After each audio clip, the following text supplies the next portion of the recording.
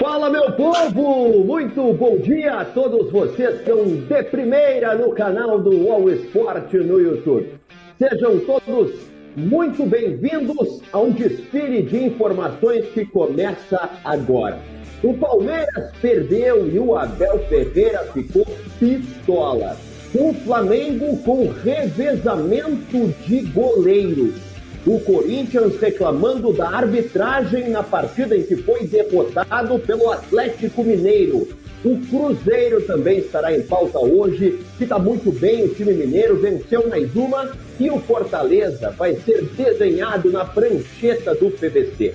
Tudo isso e muito mais a partir de agora. Então te liga, deixa o teu like, ativa o sininho de notificações, te inscreve no canal do UOL Esporte no YouTube e bora curtir o De Primeira. Vem pra tela PVC, meu querido parceiro de programa. Bom dia, PVC, tudo bem?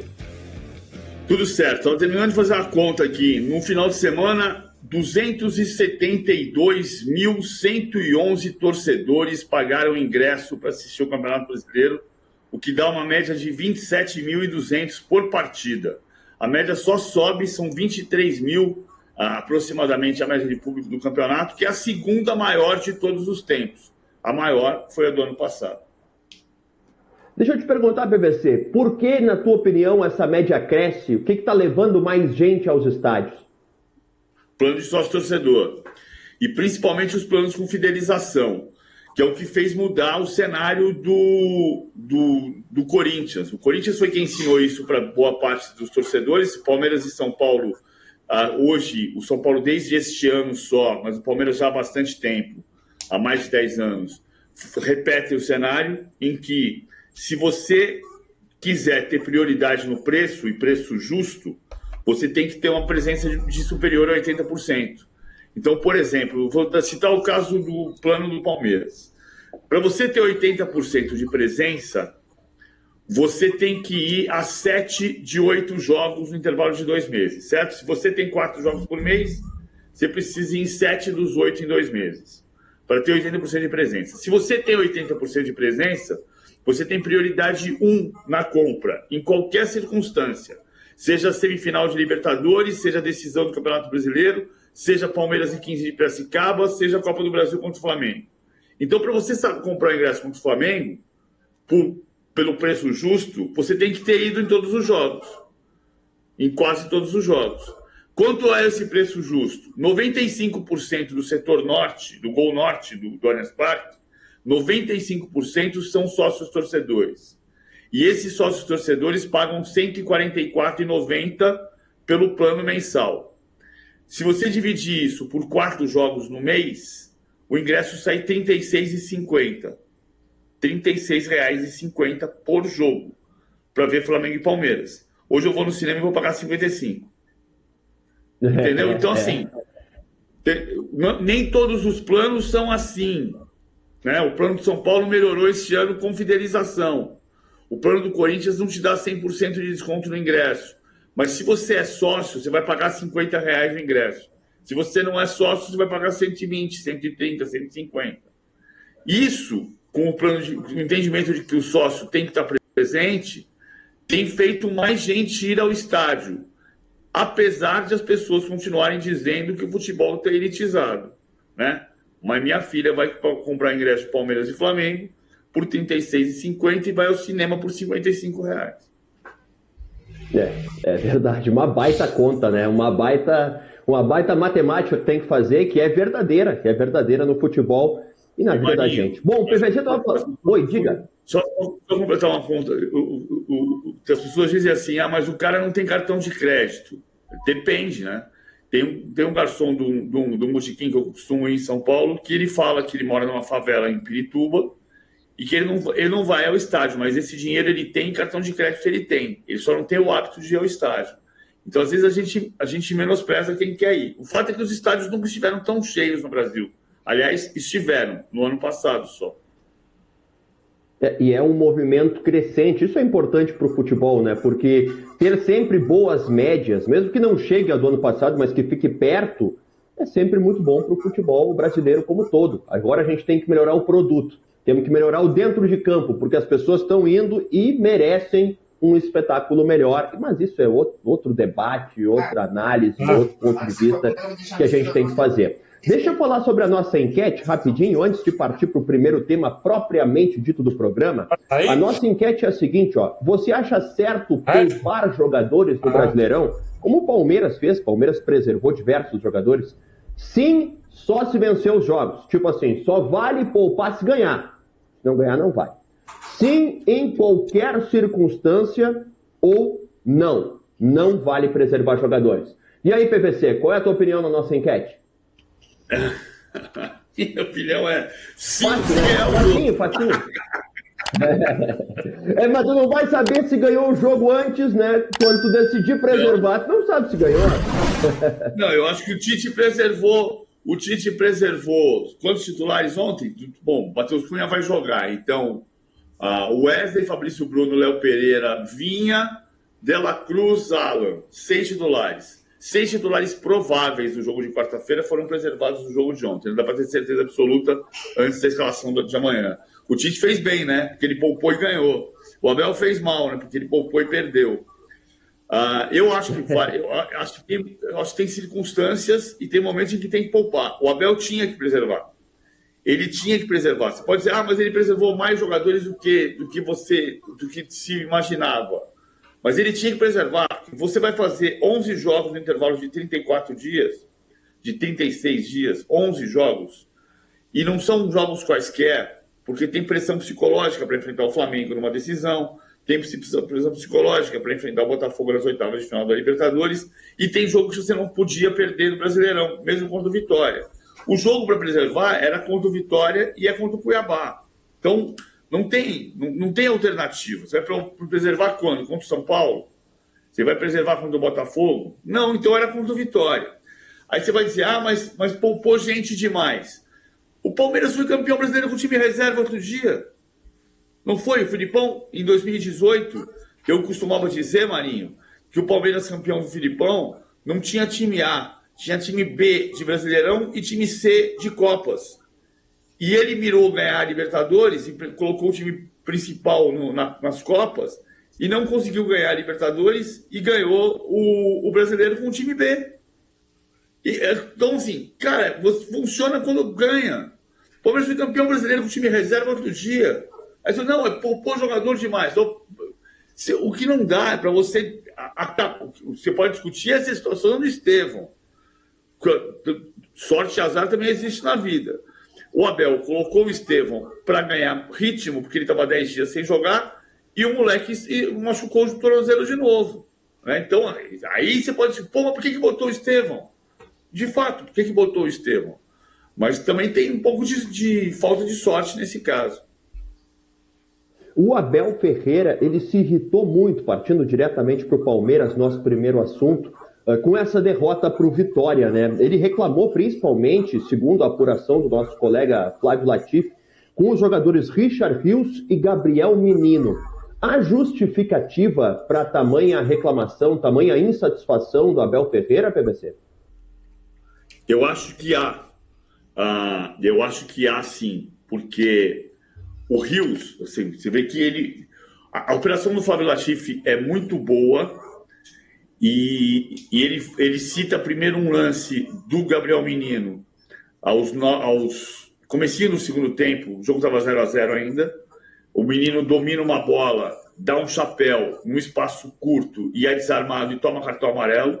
O Abel ficou irritado, deu para ver que ele ficou irritado no estádio, e ele logo depois tira o Gabriel Menino. O Richard Rios segue no jogo de uma maneira um pouco diferente do que ele vinha jogando. O Rios não jogou bem. Acho que tem casos e casos de não jogar bem, mas ele jogou mal contra o Fluminense. Ele erra na dividida com o Serna no contra-ataque, que resulta no gol do Fluminense. E não joga bem contra o Vitória. E o Abel entendeu que eles entraram num nível de competição diferente, entendendo que o jogo contra o Vitória, se iam jogar contra o Vitória, não iam jogar contra o Flamengo. E o Abel deixou claro que o Rios é titular ou era. Você vê como a apuração do Flávio Latif foi boa, porque na coletiva o Abel diz exatamente duas frases que avalizam tudo que o Latif escreveu. A primeira, já disse na cara deles, já disse na cara de alguns deles, ele fala. E a segunda ele disse, jogadores que entraram achando que não iam jogar, e ele fala, jogadores que são titulares como o Rios, que é titular, ou era, e ele diz, ou era. Ou seja, ele ficou pistola. Ficou pistola. Acho que mais o menino do que o Rios merece, porque o Rios pode ter simplesmente jogado mal. Mas de fato teve momentos de ser mais guloso, mais fominha do que costuma ser. Vamos chamar a sonora do Abel Ferreira para ouvir o técnico falando depois dessa derrota do Palmeiras, que ele ficou bastante irritado. Roda aí o Abel.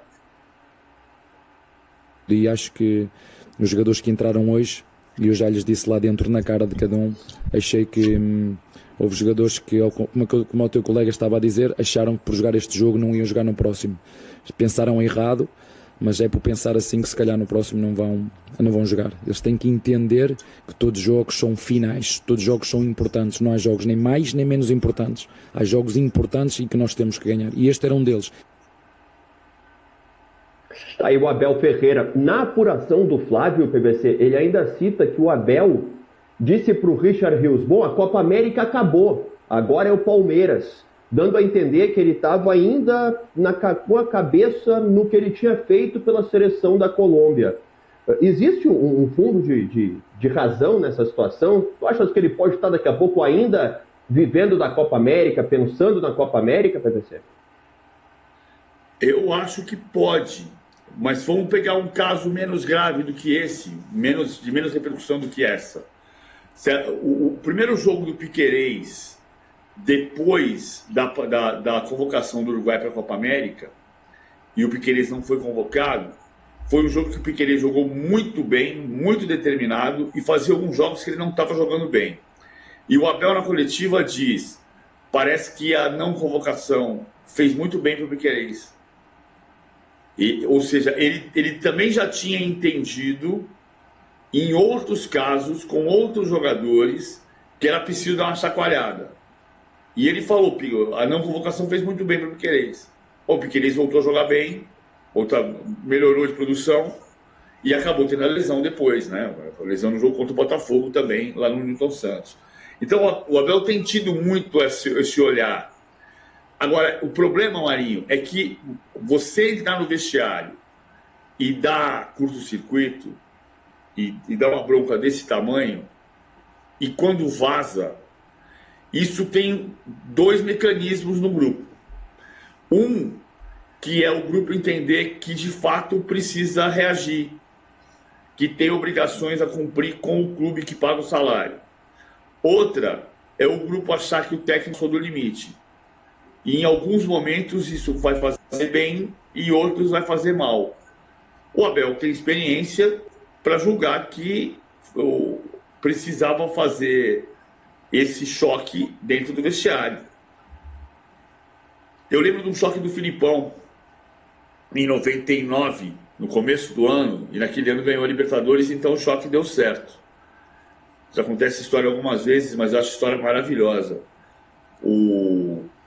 E jogadores como o Zinho e como o Paulo Nunes ficaram muito furiosos com o que o Filipão fez. Muito bravos. E mesmo assim reagiram. Era o início de temporada, os jogadores tinham voltado acima do peso. O Acas Federer era o assessor de imprensa do Palmeiras e ele sempre entregava uma folha de papel sulfite com os dados dos jogadores. Então estava ali, goleiro, Marcos, nome completo, Marcos Roberto Silveira dos Reis. Data de nascimento, 7 de agosto de 73. Altura, 1,93 m. Peso, sei lá, 75 quilos. Jogos no ano, então tinha todas essas fileiras. Naquele dia, no jogo Palmeiras e Guarani, o Acas entregou o mesmo papel, só que tinha uma fila de informação a mais. Ele dizia peso atual, peso ideal. E aí você comparava, estava todo mundo acima do peso. O André Rizek foi quem cobriu esse jogo para o Lance, e ele percebeu, foi o único repórter a perceber que tinha, porque você pegava aquele papel e fazia assim, né? olhava e botava de lado. E o Rizek percebeu e fez a matéria que era os gordinhos do Filipão, os gordinhos do Verdão. Cara, deu um buchicho, deu uma pancadaria, mas funcionou. Nem sempre vai funcionar. Às vezes o técnico perde o vestiário quando extrapola. Mas... Tem um exemplo, PVC? Tem um exemplo de quando não deu certo. 2012, o Internacional era treinado pelo Fernandão. E ele, ao perceber que os jogadores não estavam dando tudo ali naquele campeonato, ele vai para a coletiva depois de uma partida e fala que os jogadores estão em zona de conforto. Estão muito confortáveis com a situação deles no Inter, estão com salários bons, salários em dia, e que precisam dar mais. Ali, o Fernandão perdeu todas as lideranças do elenco.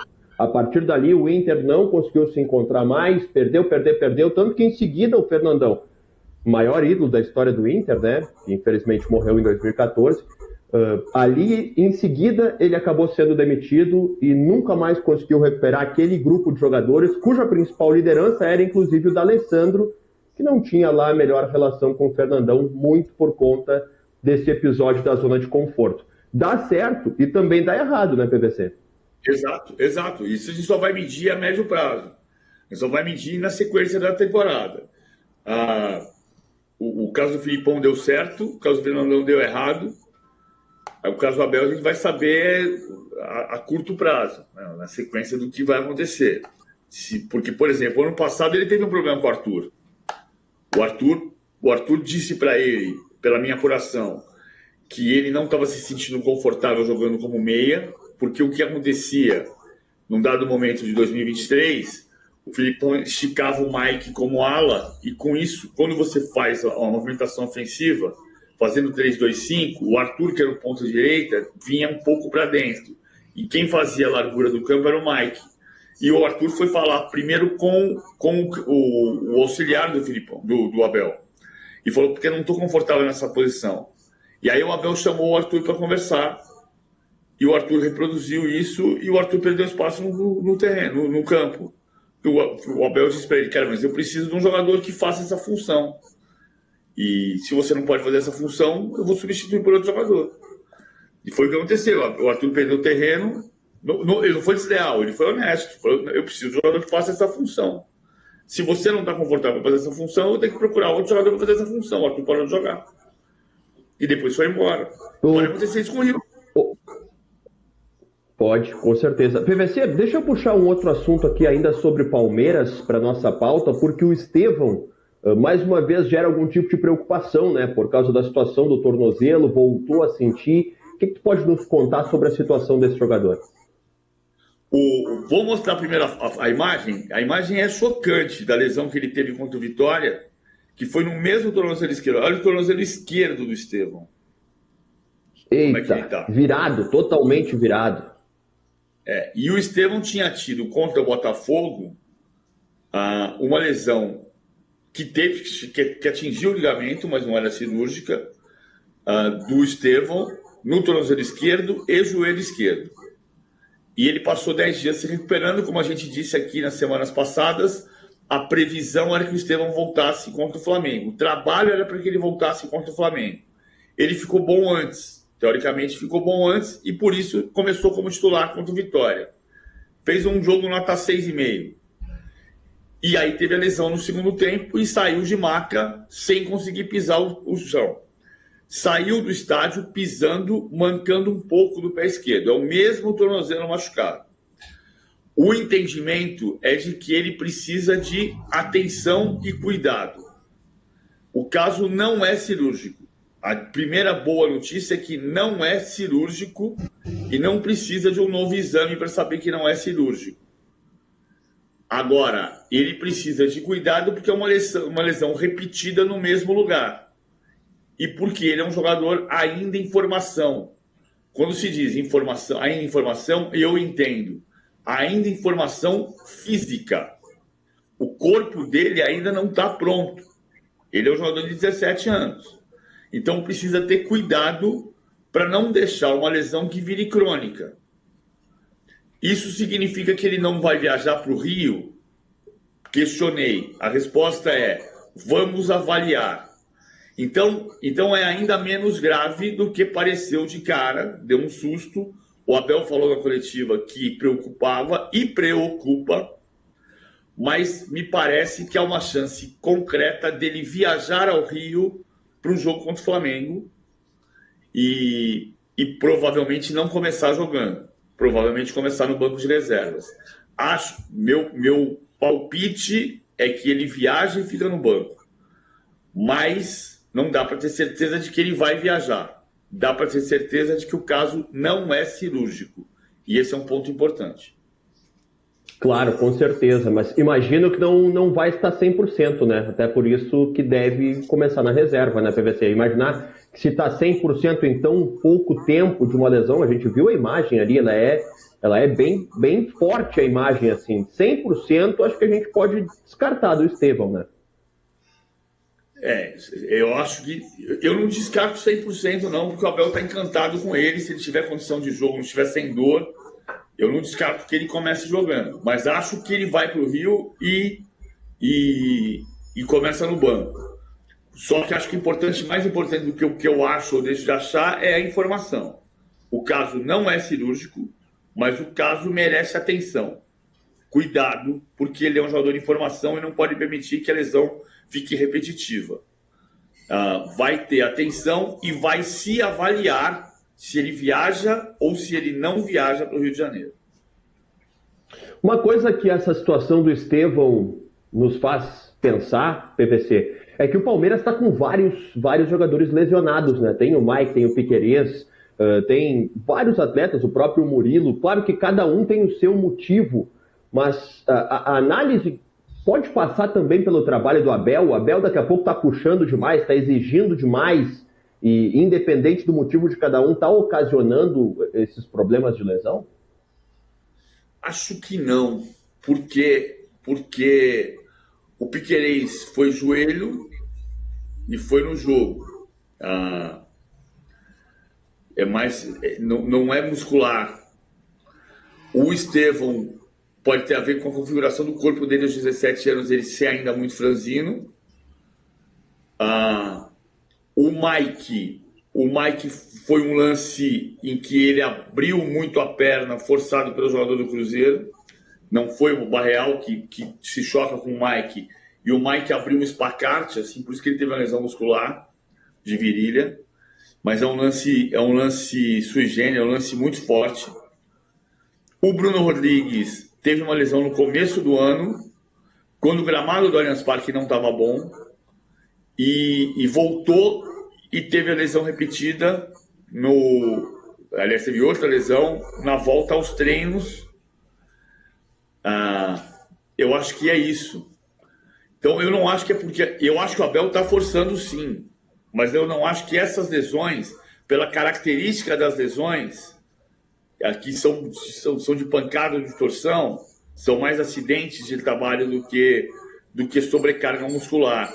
Então, eu acho que o Abel está forçando pela marcação individual, mas que não é por causa disso. Aliás, contra o Vitória, ele tem feito mudanças no sistema de marcação, né? Contra o Vitória, ele marcou individual e sem sobra nos lances de bola parada, tiro de meta e jogada no meio de bola parada defensiva do adversário.